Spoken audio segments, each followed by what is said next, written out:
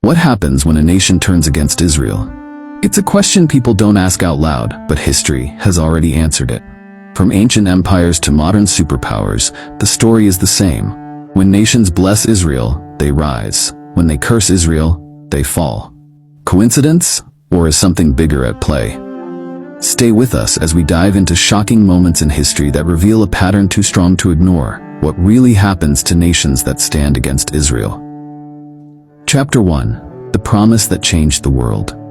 Let's begin not with a war, not with a king, but with a promise. A divine promise spoken by God Himself over 4,000 years ago. And that promise still echoes through history like a thunderclap.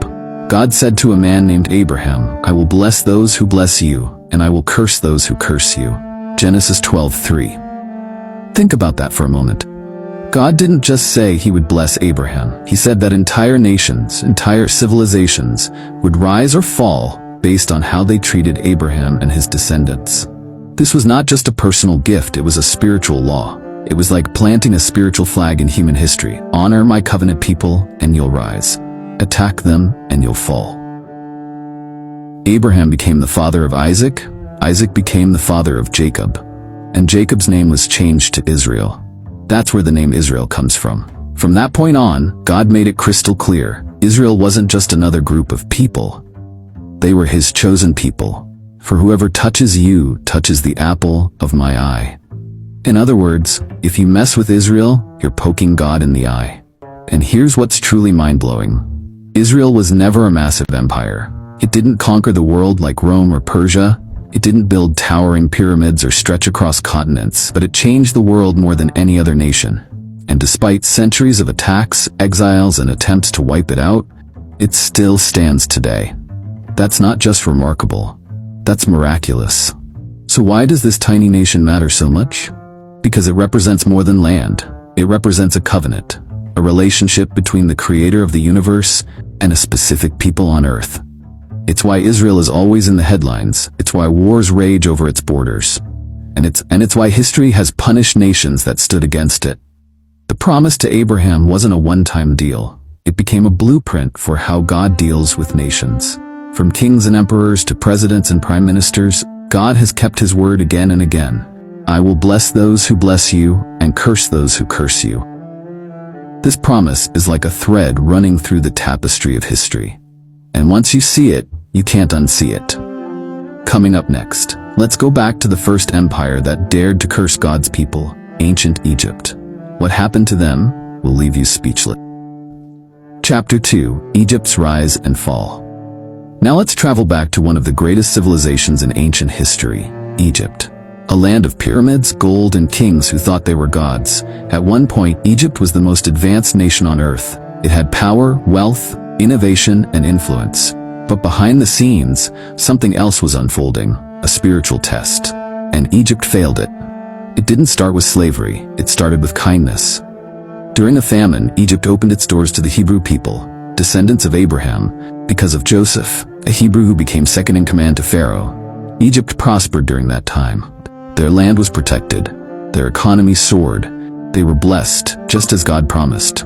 I will bless those who bless you. But then, everything changed. A new Pharaoh rose to power, one who did not know Joseph. And this Pharaoh feared the Hebrews. They were growing in number. They were strong. So he made a cruel decision. Enslave them, oppress them, break them. The Israelites were whipped, beaten, and forced into hard labor. Their baby boys were drowned in the Nile. Pharaoh turned Egypt from a land of blessing into a place of curse. That was Egypt's turning point. And then came the response from heaven. God raised up Moses, a man who would go face to face with Pharaoh, not as a politician, but as a messenger of the Almighty. "Let my people go," Moses declared. Pharaoh laughed. So God responded, not with one plague, but with 10. Water turned to blood. Frogs overran cities. Darkness covered the land. Disease wiped out livestock. Boils covered skin. Hail, locusts, and finally, the death of every firstborn child in Egypt. And when Pharaoh still refused, God delivered one final blow.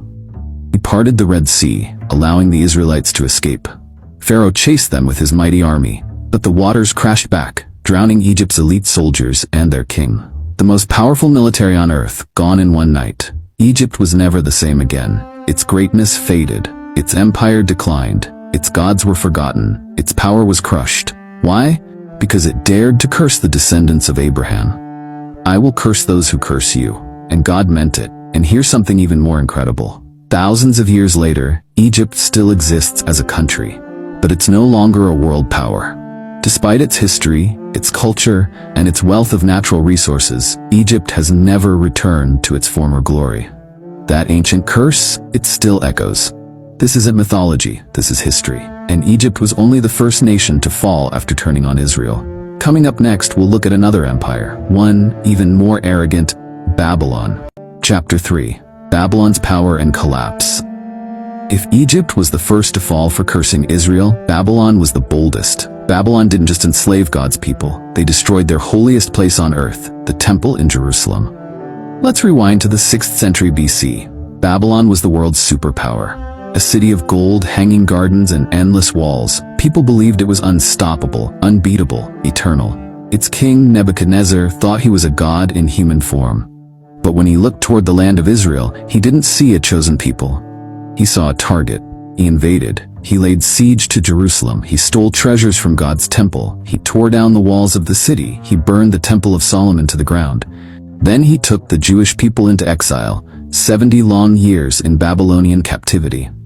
And to make things worse, Nebuchadnezzar mocked their God. He made statues of himself. He forced people to bow to idols. He threw faithful Jews into a blazing furnace when they refused. And later his son would take it even further. Enter Belshazzar, Nebuchadnezzar's proud and reckless heir. One night he threw a massive party for thousands of nobles.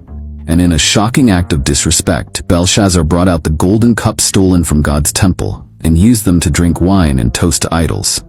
That was the final straw. Suddenly, a mysterious hand appeared and wrote glowing words on the palace wall. Mene, Mene, Tekel, Upharsin. Nobody could understand it, until a Hebrew exile named Daniel was summoned to interpret, and his words shook the king to his bones. You have been weighed on the scales and found wanting. Your kingdom has been divided and given to the Medes and Persians. That very night, the Babylonian Empire collapsed. How? While Belshazzar was partying, the Persian army was already inside the city. Without a major battle, without warning, Babylon, the invincible empire, fell in one night. Its golden age was over, its throne destroyed, its pride humbled, and Babylon, the city that dared to curse Israel and mock their God, it became a ghost town. Today, Babylon lies in ruins. You can visit its remains in modern-day Iraq. Dusty bricks, broken idols, faded walls, no power, no throne, no glory, just silence. Exactly as the prophets of Israel said would happen, Babylon will be desolate forever. Jeremiah 51:26. Next up, we'll witness the rise and sudden collapse of another mighty power that touched God's people, Rome. Next up, we'll witness the rise and sudden collapse of another mighty power that touched God's people, Rome. A kingdom that crushed Jerusalem, but was eventually crushed itself. And the way it happened might shock you. Chapter 4, Rome's bold mistake. If Egypt was the first to enslave God's people, and Babylon was bold enough to burn their temple, then Rome went even further. Rome tried to erase Israel completely. At its peak, the Roman Empire ruled over 60 million people. From the British Isles to North Africa, from Spain to Persia, it seemed unstoppable. Rome built roads, created laws, and shaped the modern world. Its emperors were worshipped as gods. Its legions crushed any rebellion. But in the dusty corners of their empire was a small, stubborn people, the Jews, who refused to bow to Caesar. They worshipped only one God, and they would not give him up. In the year 70 AD, the Roman Emperor Titus launched a brutal assault on Jerusalem. It wasn't just a military campaign, it was personal. The Roman army surrounded the city with siege walls, starved the population for months, burned homes and synagogues, tore down every stone of the Second Temple, just as Jesus had prophesied. Not one stone will be left upon another. Luke 21:6, and it happened. Exactly. The temple was destroyed, Jerusalem was flattened, and hundreds of thousands of Jews were killed or sold into slavery. Rome didn't stop there. They renamed Jerusalem Aelia Capitolina. They banned Jews from entering. They tried to wipe Israel off the map. And in 135 AD, after another Jewish revolt, Rome changed the name of the whole region from Judea to Palestina. It was meant to erase the Jewish identity from the land. But here's the twist: Rome had signed its own death sentence. In the following centuries, the Roman Empire began to rot from the inside. Political chaos, economic collapse, plagues, barbarian invasions, moral decay. By 476 AD, Rome, the mighty empire that had mocked Israel's God, was no more. Its last emperor was dethroned by Germanic tribes. The Western Roman Empire fell, and its glory became just a memory. Today, tourists walk among its ruins, colosseums, statues, crumbling roads, but its power? Gone. And here's something to consider. Rome lasted centuries, but its collapse happened quickly once it touched Jerusalem. From the moment Rome destroyed God's temple, the clock started ticking. Because you can't erase what God has chosen. And you can't curse what God has blessed. I will curse those who curse you. Rome dared to curse Israel and paid the price. Next, we'll move from the ancient world to the modern era, where the pattern becomes even clearer. Let's talk about one of the darkest chapters in history. Chapter 5, Nazi Germany. Cursing the Jews, cursing themselves. In the next part, we'll look at something less obvious, but just as real. A nation that didn't persecute the Jews, but turned its back on them. The British Empire. Once the most powerful empire the world had ever seen, and yet after failing to support Israel in her hour of need, that empire began to vanish. Chapter 6, the British Empire's decline after betraying the Jews. There was a time when the sun never set on the British Empire. It ruled over a quarter of the Earth's land and a quarter of the world's people. From India to Africa, from the Caribbean to Canada, Britain was the king of empires. But something happened in the 20th century. Something that many historians won't connect, but Scripture does. Let's take a closer look at what Britain did to Israel, and how quickly things started falling apart afterward. It all started in 1917, during World War I. Britain issued the Balfour Declaration, a statement saying it would help establish a national home for the Jewish people in Palestine, the ancient land of Israel. This gave hope to millions of Jews around the world. The Jews had been scattered for nearly 2,000 years. Now they had a chance to return home. At that time, Palestine was under British control, so Britain had the power to open the gates. But instead of fulfilling their promise, they backed out. In the years leading up to World War II, while Hitler was rising to power, Jews were fleeing Europe, desperately trying to reach safety in their ancestral homeland. But the British restricted Jewish immigration. They closed the gates.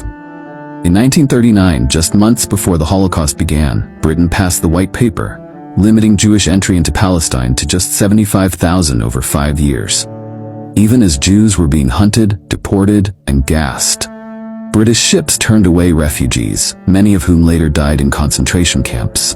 Why did Britain do this? Some say it was to keep peace with Arab neighbors. Some say it was about politics and oil. But no matter the reason, the result was clear.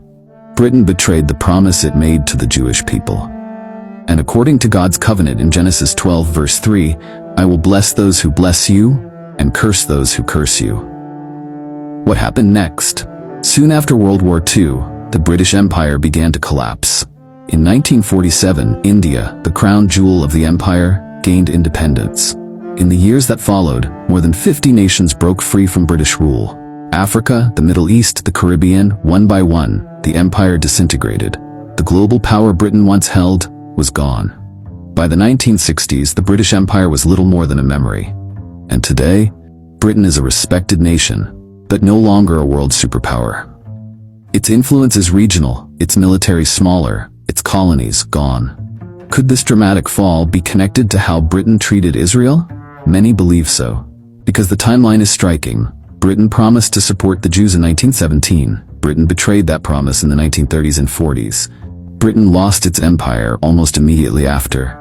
Coincidence or consequence?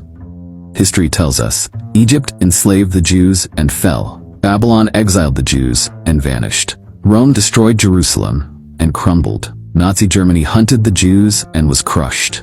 Britain turned its back on the Jews and lost its empire. The pattern couldn't be clearer. I will bless those who bless you and curse those who curse you. Even the most powerful empires are not above God's covenant.